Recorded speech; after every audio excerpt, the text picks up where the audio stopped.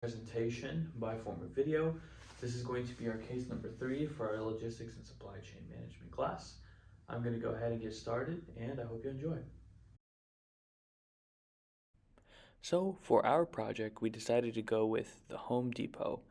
It's an American multinational home improvement corporation that sells tools, construction products, appliances, and services including fuel and transportation rentals.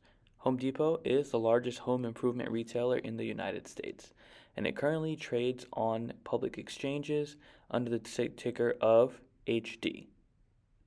Here we have a chart of the stock price for Home Depot under ticker HD. As we can see, it shows trends and patterns of ups and downs. However, over the last 5 years, which this chart displays, it has typically gone up at a closing price on October 2nd of $395.01. And now we move on to some of the financials. Per the previous 10K filing from the Home Depot, we see that the fiscal 2024 year compared to the fiscal 2023 year had an increase of $6.8 billion or 4.5%. The increase in sales was primarily driven by SRS, which was an acquired company, and that contributed to $6.4 billion of net sales during the 2024 fiscal year. Per the same 10K filing, we see that the gross profit increased by $2.3 billion or 4.6%.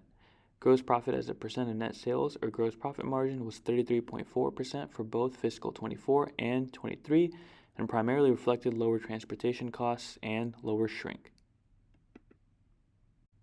From the same 10K filing, we see that during the fiscal year of 2024, the Home Depot generated $19.8 billion of cash flow from operations, receiving approximately $8 billion of proceeds from issuance of long-term debt, net of discounts. Now, cash flow is extremely important whenever it comes to business financing operations, as they do not have to go into debt in order to fund them. Good cash flow equals great results for the business. In recent news, per the Home Depot website, we see that the Home Depot and its subsidiary SRS have completed the acquisition of GMS Inc.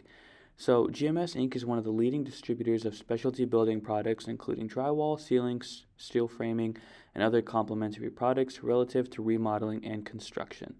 The agreement to acquire GMS was announced in June. Now, with the shift from DIY to having professional work done, this acquisition will be positive for the Home Depot in terms of their financials and their ability to provide services. In this day and age, it feels like there's more deliveries being made now more than ever. People are ordering things online constantly, and there's a constant stream of deliveries being made, whether it's via van like Amazon, private delivery service like FedEx or UPS, the United States Postal Service, air, cargo, many different ways. But one of the ways it's going to evolve is going to be by way of drone deliveries. Many companies such as Walmart, Amazon, JD.com are all employing drone deliveries in order to have packages delivered via drone instead of having to go through the other ways that may incur problems such as traffic, vehicle problems, and things like that. JD.com is using drones to deliver products to rural villages in China, which is a game changer for people who may not have a postal service address near them or have postal ability to come to them.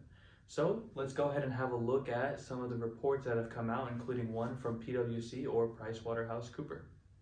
A report was done by PwC or PricewaterhouseCoopers on the state of drone deliveries in the future. Per the report, according to calculations, 14,000 daily deliveries are expected to result in 5 million business-to-consumer deliveries done by drones worldwide in 2024. The number is expected to soar to an impressive 808 million within 10 years.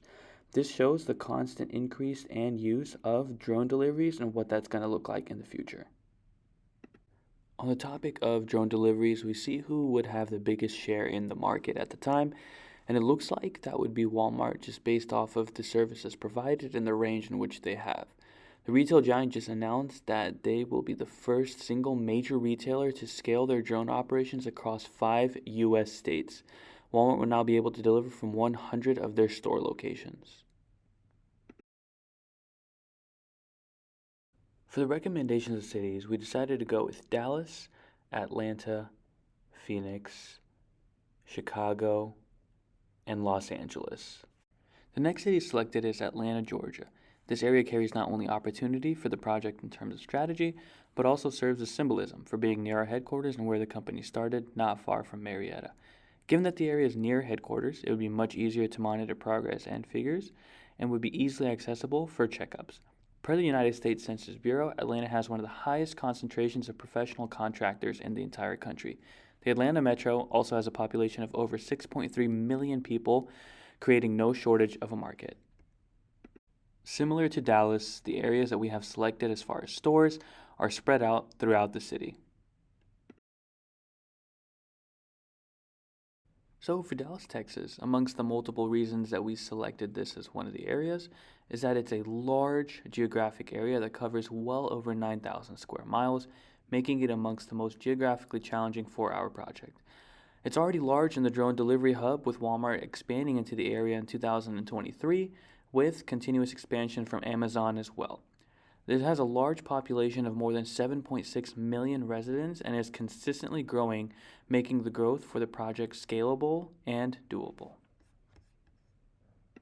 For the city of Dallas, these are the locations that we have picked.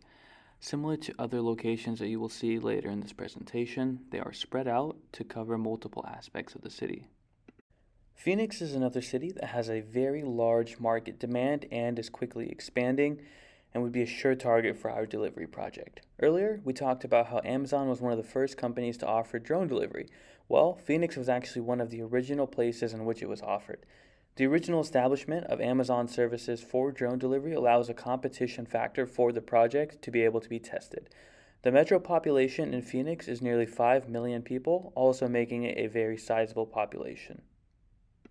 And here we have the locations of the stores that we would use for the Phoenix metro area.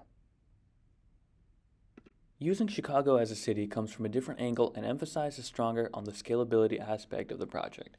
While similar to other big cities in the sense of economic strength and consistent growth, using Chicago allows for testing and further innovation in the sense of the geological aspect, with that being the weather.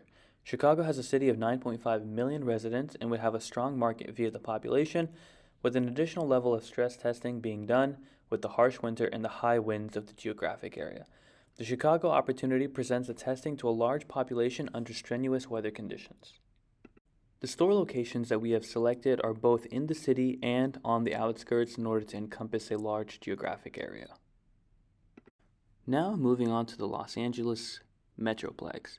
Los Angeles would be the final stop in the series of 5 locations. If the other testing locations are successful, it would allow for an easier gateway to Los Angeles. Per the United States Census Bureau in a report in 2023, Los Angeles has the nation's largest consumer economy with more than 13 million residents. One of the biggest factors for success would be that of analyzing the known traffic problem in LA. Drone delivery would be the strongest form of delivery for time-sensitive orders and would allow for quicker, more efficient deliveries rather than the traditional methods. LA traffic statistics show that LA metro area ranks amongst the worst cities for traffic congestion in the entire United States.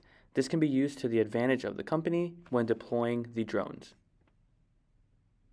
Now, Los Angeles County is very big, so we picked stores that would be spread out amongst the entire geographic location in order for more efficiency. The rollout schedule looks as follows. For Q1 of fiscal year 26, we'd be looking at launching Atlanta with 3 bases. For quarter 2, we'd be looking at launching Dallas-Fort Worth with 5. Quarter 3, launching Phoenix with 3. Quarter 4, launching Chicago with 4. And then quarter 1 of fiscal year 27, launching at 5. For the drone model, there are a few specifications that we would want to meet. For this, we're going to be going with the Wingcopter 198. It can carry up to 50 pounds, it has a 20-mile range, it's FAA certified, and we would be having a 400-unit allocation with 100 held in reserve for rotation, maintenance, and replacement. So for the fleet operation setup, we would have a recurring schedule of daily, weekly, and monthly checks that we would do. The daily includes airspace checks, pre-flight inspections, and real-time updates to clients. Weekly includes routine drone inspections and staffing adjustments based on forecasting. And monthly includes inventory audits, cost per delivery, customer feedback, and additional market research. Another thing that we have to go over is that of incremental cost. Labor will run us about $21 to $26 million annually, with the base setup being $500,000 to $700,000 per base that we discussed earlier. Drone procurement is $7.5 million for 500 drones, with maintenance coming out to about $2,500 per drone, and energy/storage would be $50,000 to $75,000 annually. For the operational rollout, we look at what cities we would be going into from the one before. So we would start in Atlanta, Georgia, then roll into Dallas, Texas. Then after that, it would go to Phoenix, Arizona, then Chicago, Illinois, then to Los Angeles, California. Each one of these would prove and add on to stress testing and provide us further information with market research in order to see how effective the plan can be in Los Angeles, the final destination. Review of the SWOT analysis shows the strengths, weaknesses, opportunities, and threats that we have. So, among this, the strengths include established retailer, first mover effect, current technology. Weaknesses would include drone eligible items and very high upfront costs/training programs. Opportunities include sustainability and distinguishment from competitors. Threats would be regulations, ordinances compliance, and weather and insurance cost. Now, when looking at revenue projections, we see that we have the conservative forecast, which has revenue up by $5.7 billion. We're saving $1 to $2 billion in COGS and reducing inventory by 0.6. And then for the aggressive, we see that revenue is up $12 billion.